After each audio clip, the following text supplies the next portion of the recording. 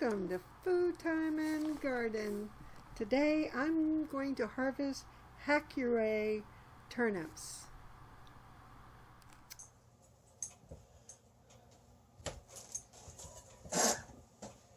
Well, folks, I harvested a bunch of Tokyo turnips, and I'm going to rinse the turnips and the greens really well. I got the initial dirts off, but I needed to thin them out a bit. I left them a little thick in the growing area, but my squash is starting to take off now. So I needed to make room so the squash will have plenty of light, the summer squash, in the container that I'm using, because they're around the edges, the summer squash, but they're getting bigger, and they can shade out because my turnips don't like really hot weather. It's more of a spring and fall crop, but now it's turning warm, getting up to 30 Celsius today. So I have a shade cloth over the remainder of my Tokyo turnips, so they can continue to grow as well. So let's wash these up. And has anyone grown the Tokyo sweet turnips before? I have a soft brush here somewhere, there it is, that I like to use, and just give them a little bit of a wipe down. And I will rinse them a number of times. And this bucket here, put my strainer basket. I want to initially give them a wipe down a little bit. Get the a little bit of growing dried on pieces that have stuck to the sides of the Tokyo turnip. Aren't they beautiful? They get about 2 inches in diameter, and it did say that the smaller, the tastier. So you don't want these to get too big. These are grown small. They're for me here in Canada, where I want a quick harvest, and I want it to get a good size and edible before the heat hits and makes them all bolt. So this was a good variety for me. It's my first year growing it. It's going to be my first year tasting it. I'm just going on what the seed company told me, and I think they're right. I've been chomping at the bit, I must say, to try these, because I was enamored by them when I saw them in the seed catalog last fall. So I ordered them last fall, and for this year, and so I wanted to give them a try. And I'm going for quick things and things I can do on the deck in a container. These were container grown, and because down in the yard the slugs would not let me have a harvest for turnips. They love that. So I didn't want to plant them in the yard. There's very little I plant in the yard. My butternut squash really is the only vegetable I have, aside from my rhubarb, of course, and my chives are right down there. Actually, my not tomatoes, but strawberries that I have in the wooden barrel are really doing well this year. And that's the one I showed you earlier, where the chipmunks were getting them. But there was one that's full-size strawberry, just like you'd get any normal strawberry, and I was shocked. I thought they were all just going to be small. But I'm going to drain this out. And we've had a lot of rain, so I don't need to save this water. I have a big bucket of water out there already. Now I want another rinse. A little salt. And the water this time any buggies that may be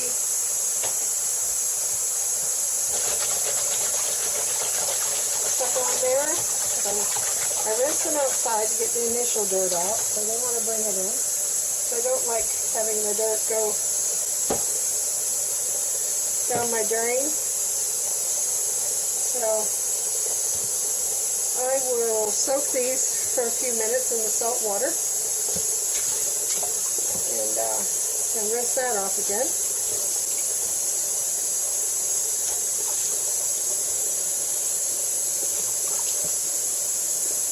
There we go.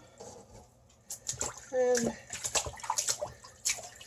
because I'm going to eat the greens as well, the turnip greens. I have a recipe for those. There's all kinds of recipes online for turnip greens, and you'll need a lot, so I don't have a lot, but they'll be nice sauteed into something. So I will bring you back once I figure out what I'm going to make with these turnips and show you what I do with them from harvest to table.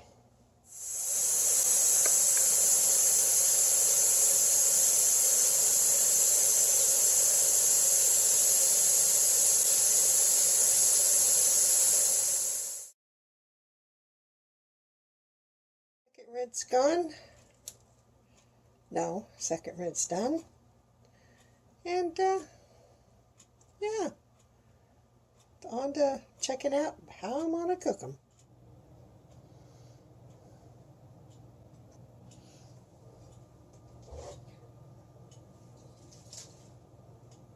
So folks, I have decided, I missed a spot, I gotta rewash that one. I've decided what I'm gonna do with my Tokyo Silky Sweet turnips. There's two things that I'm interested in doing with them. I would need 6 of these, and that would only leave 3, so I'm not going to do that. I would need to use 6 of these for, I could pickle them. Icebox pickles, not processed pickles. You could eat the pickles within an hour, and you slice them very thinly with a mandolin. And also, I jotted down a few things in my planter book of when I planted the turnips and when they would be ready and whatnot. So what I think I'm going to do is I'm going to saute them. I'm going to cut off the greens first, put them aside, and then I'm going to, let's see, what did they say? Cube it? Not cube it, wedge it. Cut these turnips into wedges, and then I will blanch the greens for 1 minute in boiling water, take them immediately out, drain them, put them in cold water to stop the cooking process, to retain the green from the vegetable, and then put that aside. No, I have to, after it's in cold water, I need to towel dry it and then cut them up. So I will cut these into wedges, get a hot skillet with some oil. I don't have any olive oil. I wish I did. I just have vegetable oil. And so get the oil hot in your skillet. And you want to lightly brown this, not burn them. And then once, it didn't say how long to cook. Well, it said just until they start to turn brown. So however long that is, I'll let you know later. And then you want to toss in your cut up leaves just until warm, because you want to retain the green color and crispness, I suppose. And then that's a side dish. Then it's done. Serve it up. I think it would be good over rice. White rice, just plain white rice. Or have a broiled chicken or something on the side. Or even cut up. Cooked chicken. Cook a chicken breast. Cut up. Maybe sliver the chicken breast. And then do your sauteed turnips. So These have a lot of health benefits, which I'll talk about later in the video. These are early turnips. They look like almost like a daikon radish, but they're not radish. They are turnips, and they only take around about a month, 30 to 40 days, if you have the right weather. So I planted mine on, when did I plant them? It says 35 to 40 days. When did I plant the first ones? I have 3 different succession plantings going, so I can have them all summer long. So this would be my first harvest right here. And then what's left in the container, that's with my summer squash, will be harvested probably in about 2 weeks, maybe sooner. Maybe I'll pickle those and taste that. I think that'll be really tasty. And then as the other ones come to fruition, then we'll see what we're going to do differently with them. But I do look forward to tasting these. You can eat these raw if you wanted. You can eat the leaves raw if you wanted. Have a salad with the leaves mixed with your favorite lettuces or whatnot. So we will see. I'll get cooking and see how this turns out. Okay, since I don't want to put the steam in my kitchen, I plugged in my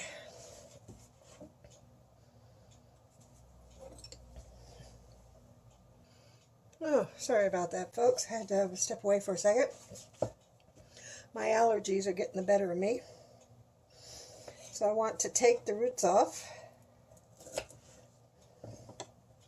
And then I want to quarter them into wedges like that. Yeah. Get the top of that root off. And then this is going to be for the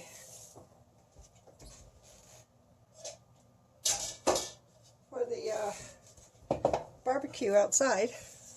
I'm going to put my greens in a bowl off to the side here. And outside, so I don't want any steam in the house today. It's going to be hot, and let's just not put any steam in the house.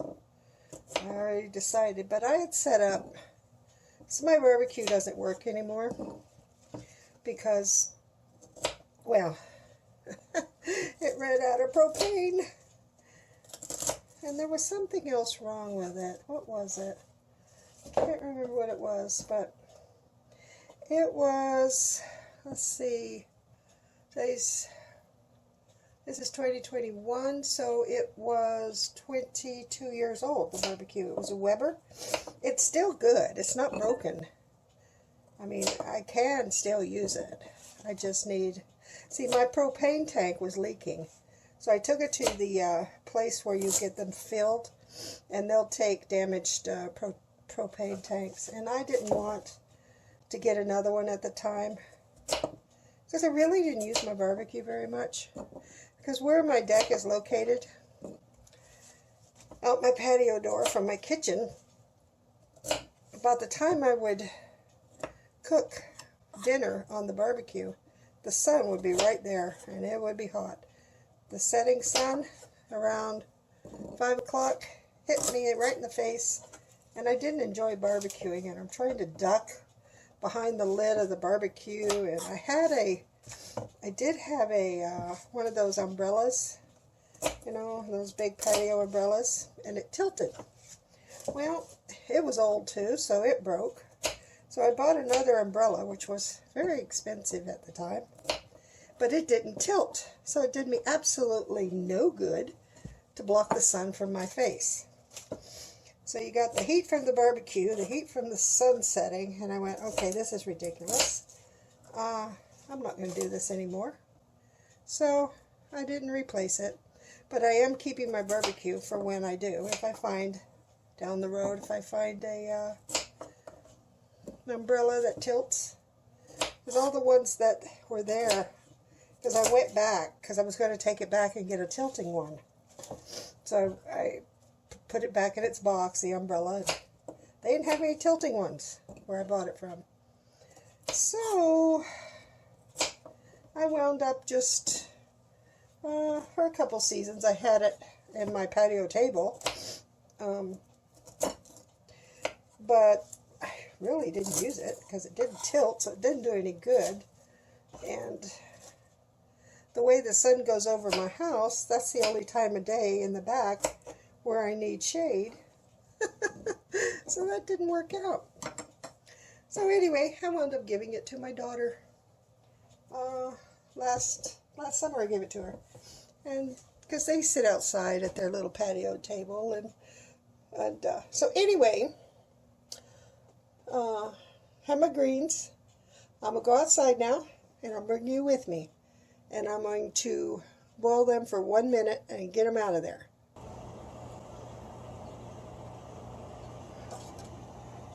That's not ready yet.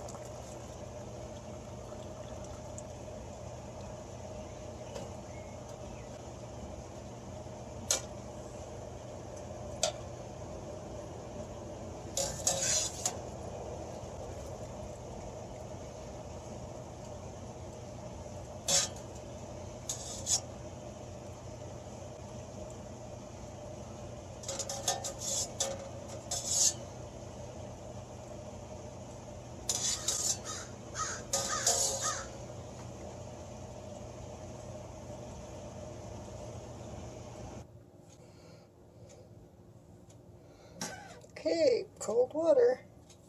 Plunge it in. Ooh, isn't that pretty?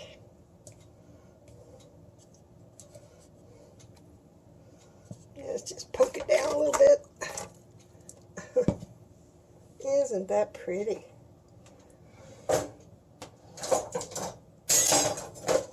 Sorry for the noise. And just sort of nice and cold. Yeah, it's nice and cold. So now I need to transfer it over to my strainer.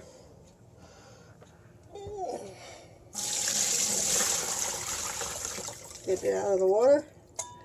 I don't want to waterlog it. That would not be good. After all that growing and sowing of seeds and wind up with soggy greens. No, don't want soggy greens. I don't know, they might be good. So now I need to get the water out of these and cut them up. Put them aside and cook the Tokyo turnips. So I drain them and then put them into my salad spinner. Now I need to chop them up.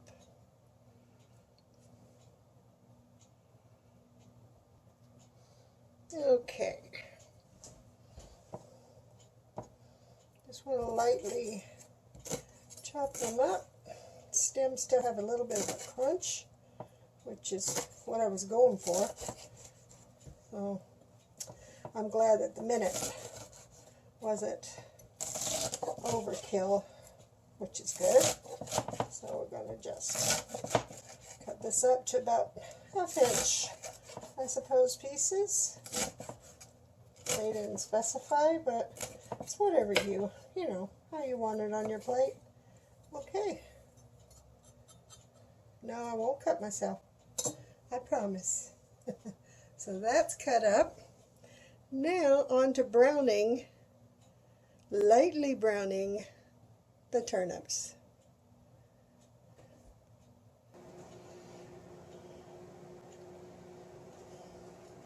Warming a little leftover white rice that I had from last night. I'm going to add the turnips. I'm also going to add some chilies, dried chilies.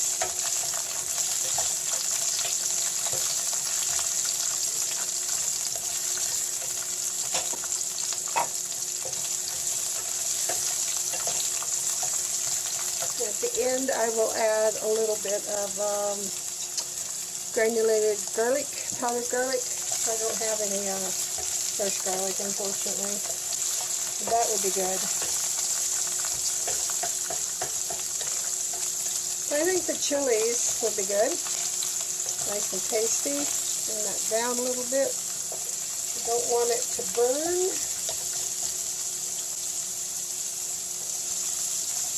Oh, I am very excited about this meal. Yes, I am. Very excited. And I'm managing okay without a stove. I have these plug-in electric burners. I got this single one. I have a double one. I have electric skillets. I have an electric wok that I use sometimes as a deep fryer when I want fried things. Not very often do I want fried things, but occasionally I do. Like frozen french fries. I know they're good in the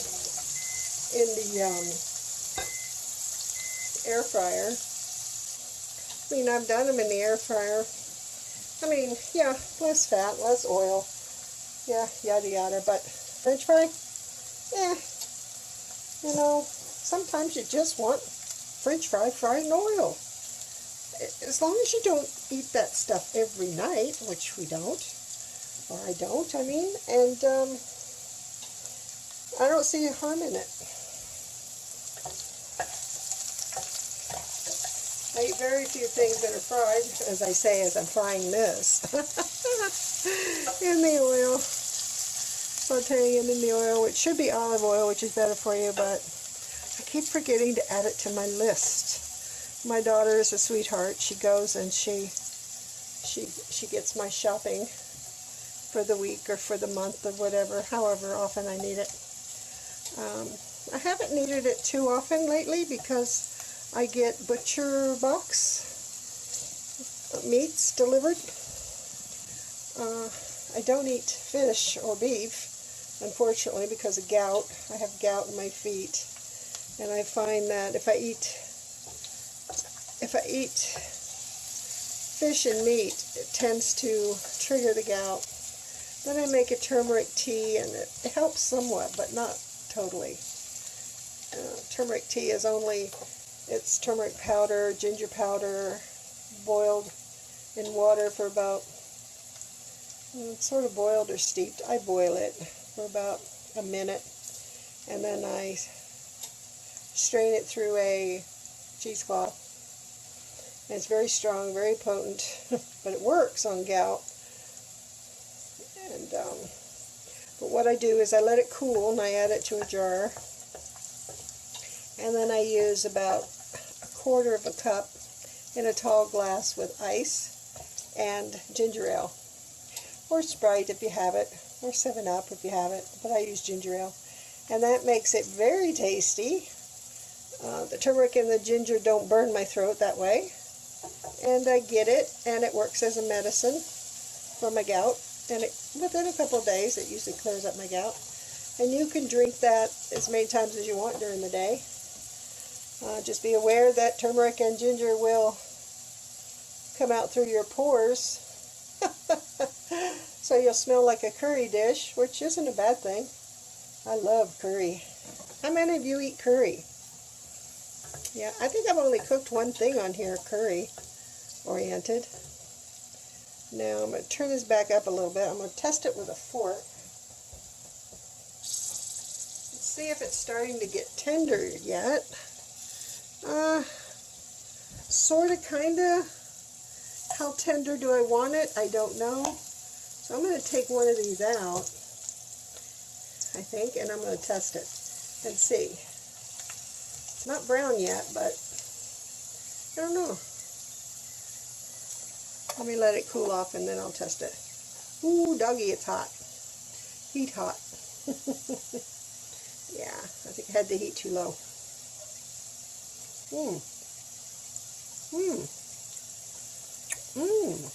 Very tender.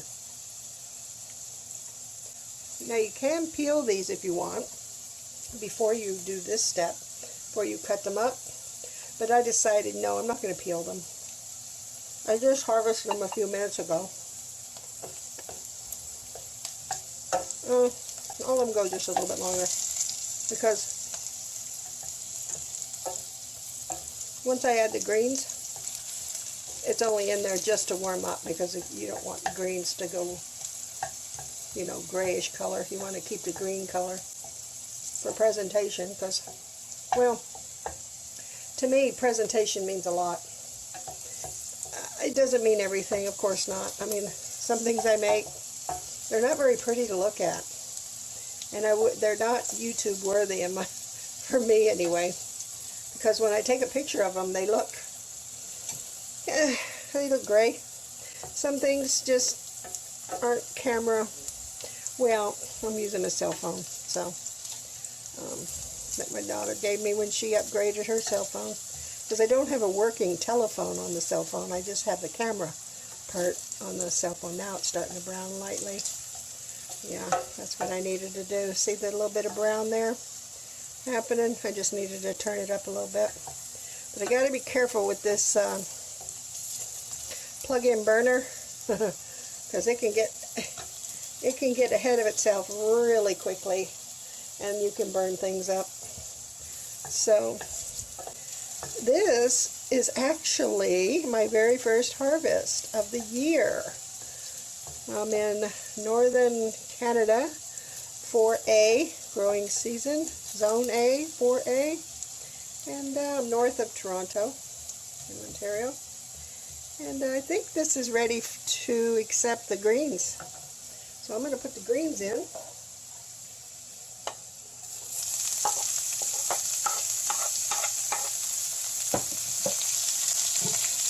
little bit of the garlic powder on the greens. A little bit of pepper.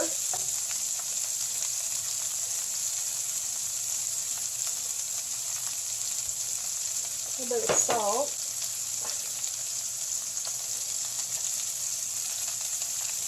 Mix those up just till they're warmed up.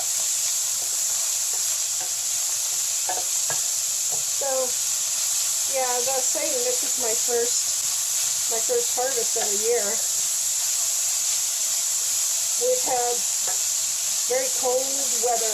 All through May it was cold. We had frost in the end of May. We had frost the first week of June. We almost had snow in June. Then it got hot and went to 30°C. And then it got cold again. So, I don't know. It's been a difficult year. I mean, I've covered my crops. Whoops.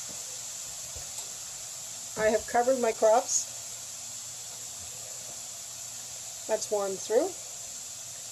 And I've uncovered them when it's warm enough to be uncovered. And then I've gone out and covered them at night. And that's okay. What else am I going to do? Nothing. Nothing. So, it's fine. And I'm a happy camper with this. This is a pretty grand first harvest, I think. My very first taste of Tokyo Silky Sweet turnips. For an early harvest, if you have stable weather, 30 days, and you're eating turnips. And they're sweet, they're delectable. You can eat them raw. As I said before, you can eat the greens raw. So let's add it to the rice. Let's put the rice on the bowl and then add this to the rice. Yes, let's do that. I just need to slide that over. I had some rice cooked from last night. I like to cook rice more than what I need, because what I'll do is, a lot of times I will make fried rice out of the day-old rice. Did you know that, can you see what I'm doing here? There we go. Did you know that you need to use day-old rice? Well, maybe I shouldn't say need. I should say I use day-old rice when I make fried rice. It turns out better. I use parboiled rice. That's what this is. Okay. This is parboiled rice. All that means it's a little bit parboiled before it goes into the bag, and then you cook it. And it never gets sticky. And it never clumps together very much. And I like it. I like it a lot. I have a rice cooker that, I mean, it'll cook both rices, but I don't know, I just prefer the parboiled rice. Well, let's see, how am I going to do this without blocking the, here we go. I got to hold the pan. It's going to slide off. Okay, let me dish this up and I'll bring you back. So, like I promised, I dished it up, and there you go. Isn't that beautiful? Let me get a picture.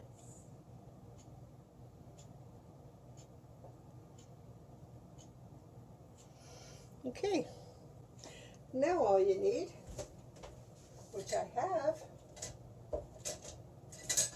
is chopsticks.